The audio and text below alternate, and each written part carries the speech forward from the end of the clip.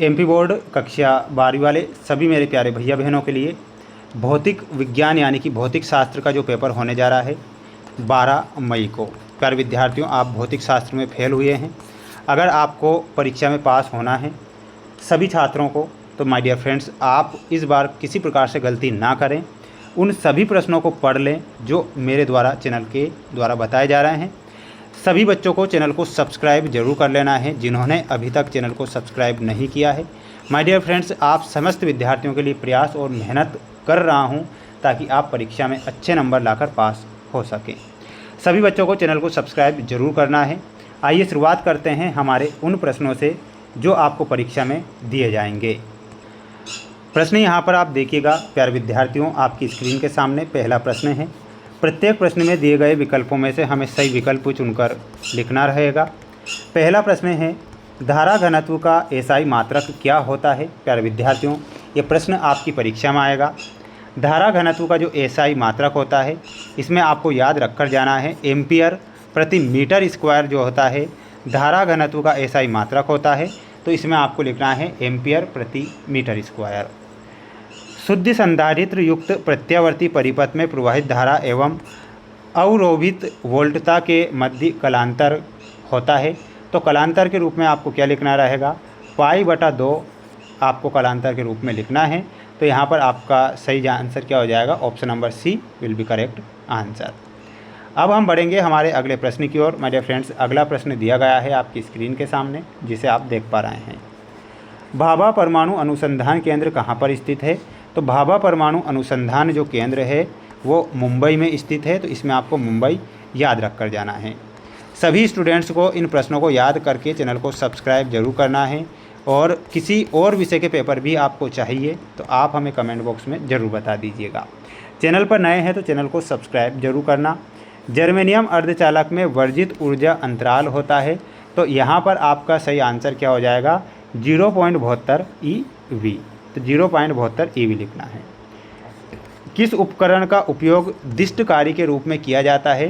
तो संधि डायोड, तो इसमें आपको क्या लिखना है, संधि डायोड लिखना रहेगा। अब हम बढ़ेंगे अगले प्रश्न की ओर। दूरदर्शी में नेत्रिका की फोकस दूरी अभिदृश्यक की फोकस दूरी की होती है, तो वो क्या होती है। माय डियर फ्रेंड्स, इसमें आपका सही आंसर क्या हो जाएगा, से कम होती है। एक न्यूट्रॉन का द्रव्यमान होता है, तो एक न्यूट्रॉन का जो द्रव्यमान होता है वो कितना होता है, 1.67 मल्टीप्लाई 10 की पावर माइनस 27 किलोग्राम। तो इसमें आपको ऑप्शन नंबर सेकंड करेक्ट करना है। अगर आप पढ़ेंगे तो ही आप पास हो पाएंगे, और अगर आप सोच रहे हैं कि हम तो फिर भी नहीं पढ़ें तो फिर गलती आप कर रहे हैं ना। आदर्श प्रेरकत्व का ओमीय जो प्रतिरोध होता है वो 0 होता है, तो इसमें आपको याद रखना है 0। दिष्ट धारा की आवृत्ति होती है, तो दिष्ट धारा की जो आवृत्ति होती है वो भी कैसी हो जाएगी, 0 हो जाएगी। दोनों में 0 लिखना है। सबसे अधिक आवृत्ति की विद्युत चुंबकीय तरंग होती है, तो गामा किरणें होती है, तो थर्ड में आपको क्या लिखना है, गामा किरणें। गामा किरणें।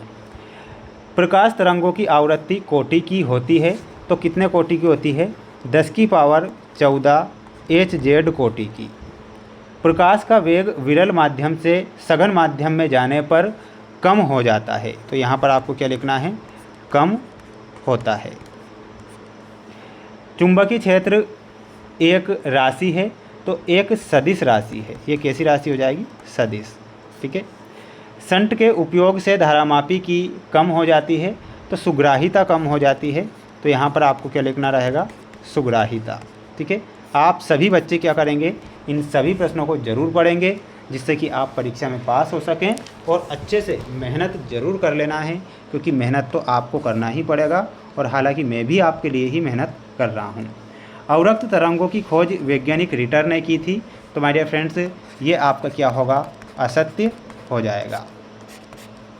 नेज अर्धचालकों के मुक्त इलेक्ट्रॉनों की संख्या होलों की संख्या के बराबर होती है, तो ये आपको सत्य लिखना है। वोल्ट मीटर विभव मापी से अधिक श्रेष्ठ है, ये आपको असत्य लिखना रहेगा। डी ब्रागली तरंगे विद्युत चुंबकीय तरंगे हैं, यह गलत होगा। ठीक है। परमाणु एक घनात्मक कण है, तो तो ये भी आपको असत्य लिखना है। एक पूर्ण चक्र में किसी प्रेरक को आपूर्त माध्य शक्ति शून्य होती है, ये सत्य लिखना है। वहीं माइक्रोवेव ओवन का कार्य रेडियो तरंगों पर आधारित होता है, ये गलत हो जाएगा। तो सभी स्टूडेंट्स इसका एक स्क्रीनशॉट लेकर पढ़ें, याद करें, मेहनत करें, जिससे कि आप परीक्षा में पास हो सके। ये है अगला क्वेश्चन। देहली आवृत्ति क्या है? तो प्यारे विद्यार्थियों, देहली जो आवृत्ति होती है वह क्या होती है, मैं आपको आंसर बता देता हूँ। देखिएगा, प्रश्न हमारा क्या था कि देहली आवृत्ति क्या है, तो इसमें लिखना है वह न्यूनतम आवृत्ति जो किसी धातु की सतह से इलेक्ट्रॉन उत्सर्जित करने के लिए आवश्यक होती है, उसे देहली आवृत्ति कहते हैं। तो ये आपको पूरी की पूरी डेफिनेशन लिखना रहेगा। दूसरा प्रश्न देख लीजिएगा, प्रकाश का विवर्तन क्या होता है?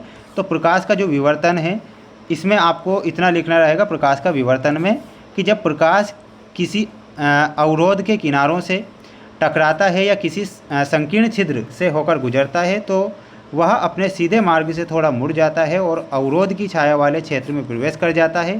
प्रकाश के इस प्रकार मुड़ने की घटना को प्रकाश का विवर्तन कहते हैं। तो ये आप स्क्रीनशॉट लेकर पढ़ेंगे। अगला प्रश्न देखिएगा, लेंस की क्षमता का एसआई मात्रक क्या होता है? तो इसका एसआई मात्रक होता है डाईऑप्टर। क्या लिखना है? डाईऑप्टर आपको यहाँ पर लिखना है। चुंबक के चुंबकीय आघूर्ण की दिशा क्या होती है? तो दक्षिण ध्रुव से उत्तर ध्रुव की ओर। मैं ऊपर लिख देता हूँ, यहाँ पर क्या लिखना है? दक्षिण ध्रुव से उत्तर ध्रुव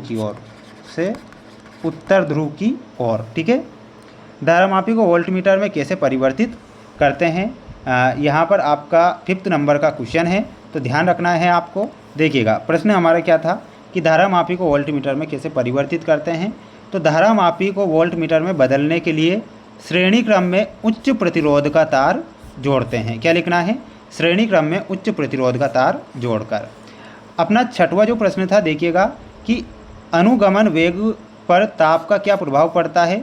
तो ताप बढ़ने पर अनुगमन वेग कम हो जाता है। तो ये आपको इतना लिखना है। ठीक है, बढ़ेंगे अगले क्वेश्चन की ओर। क्वेश्चन दिया गया है, विकिरण की ऊर्जा तथा आवृत्ति में संबंध लिखिए। तो संबंध हो जाएगा E बराबर hv। ठीक है, ये आपको याद करके जाना है। सभी बच्चों को मेरे द्वारा जो प्रश्न पत्र बताए जा रहे हैं माय डियर फ्रेंड्स, पढ़ना आपको ही पड़ेगा। इसके बाद मैं पूरा पेपर बताऊंगा, ये आप देखिएगा। यहाँ पर प्रकाश विद्युत प्रभाव क्या होता है? आइंस्टीन का प्रकाश विद्युत समीकरण। स्क्रीनशॉट ले लो, अपनी फेयर कॉपी से याद करके जाना है इन्हें, क्योंकि आएंगे ये प्रश्न। ठीक है, और ये देख सकते हैं स्क्रीन के सामने। चैनल पर जितने बच्चे नए हमारे साथ जुड़े हुए हैं, चैनल को सब्सक्राइब करना नहीं भूलना है, क्योंकि आपके लिए ही मेहनत और प्रयास हम लगातार कर रहे हैं, जिससे कि आप पास हो सकें। ठीक है, बिल्कुल सभी बच्चों को चैनल को सब्सक्राइब करना है। और इसके बाद ये अगला सेट पेपर है जो मैं आप समस्त विद्यार्थियों को नेक्स्ट वीडियो में बताऊंगा, इसलिए चैनल को सब्सक्राइब जरूर करें। जय हिंद।